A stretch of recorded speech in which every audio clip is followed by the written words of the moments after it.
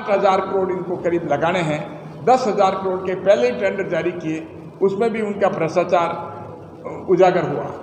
और जहाँ तक अभी राहत शिविर ये लगा करके आम जनता के और गरीबों को परेशान कर रहे हैं, उनकी आंखों में धूल झोंक रहे हैं। आप देखिए, दिव्यांग हों या बुजुर्ग हों या महिलाएं हों, लंबी कतारें जो हैं उनकी वहाँ पर लगी हुई हैं।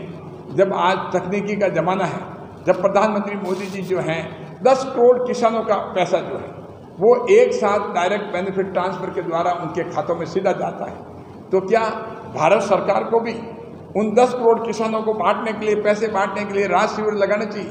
तो सिर्फ आम जन को परेशान करने के लिए। और उन राहत शिविरों में क्या होता है, उनके नेता जो हैं उनके वहाँ पर भाषण होते हैं और जनता को बेवकूफ़ बनाने की कोशिश की जा रही है। और पूरा का पूरा राहत शिविर अगर हम देखें, राजनीतिकरण है। और इधर उनके आप देखिए, दोनों में कुर्सी की लड़ाई, एक कुर्सी झपटना चाहता है, एक कुर्सी बचाना चाहता है।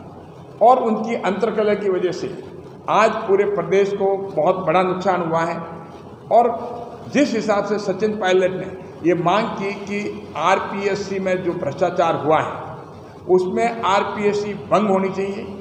और दूसरा, उन्होंने कहा कि रीट की परीक्षा में जो पीड़ित हैं उनको मुआवजा मिलना चाहिए।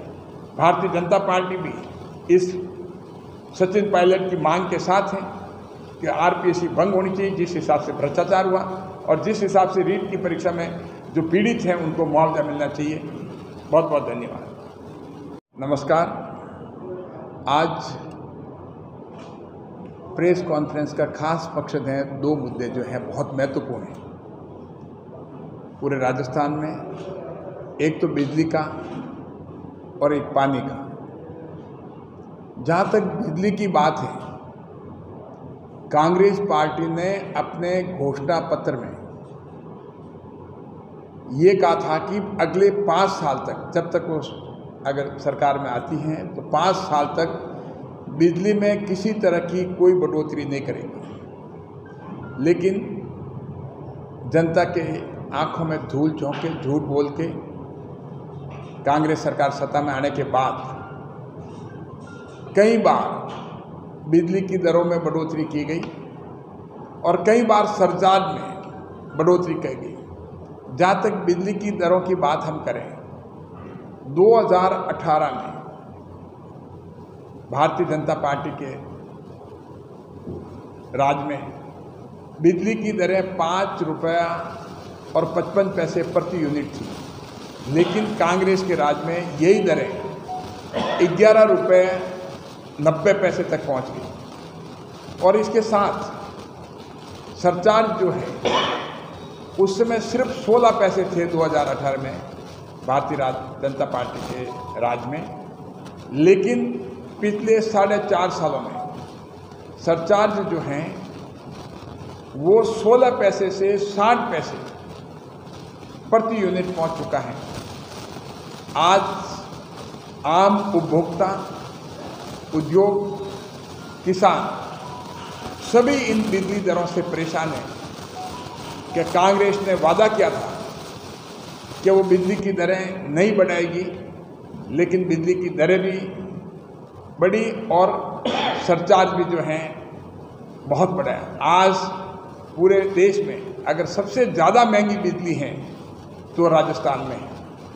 और यही नहीं, इसके अलावा आप देखिए कि अघोषित कटौती, चाहे शहर हो चाहे गांव हो, अघोषित कटौती गांव में लगातार है, अघोषित कटौती शहर में है, अघोषित कटौती उद्योग में भी है।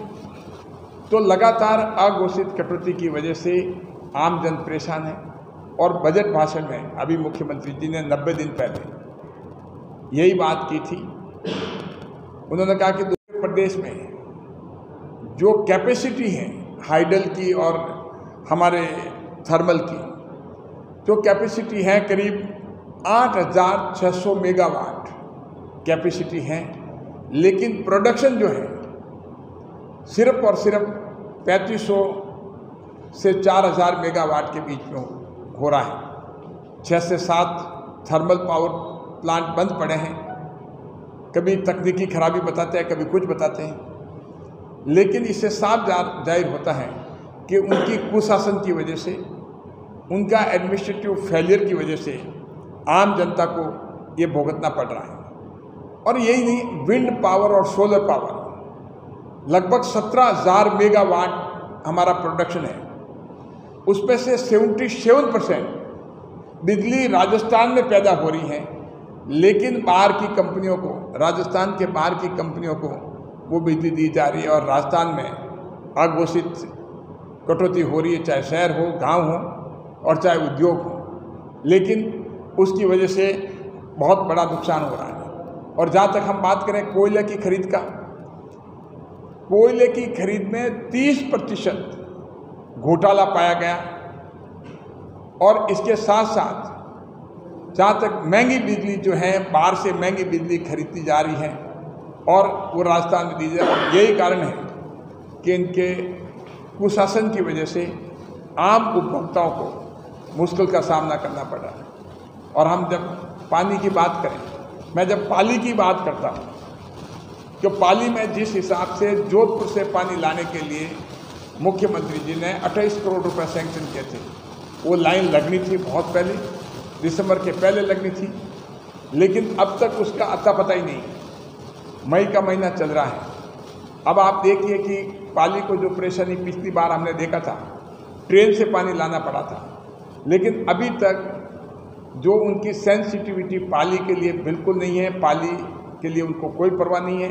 और राजस्थान की हम बात करें, पूरे राजस्थान में करीब 11,500 टैंकरों के द्वारा पानी सप्लाई गाँव में किया जा रहा है, जहाँ शहरों में भी कुछ किया जा रहा है। तो 11,500 टैंकर कुछ तो लीपापोती हैं, कागजों में हैं, और कुछ अगर किया भी जा रहा है तो उनको ठेकेदारों को भुगतान नहीं होने की वजह से वो पानी गांव में नहीं पहुंच रहा है।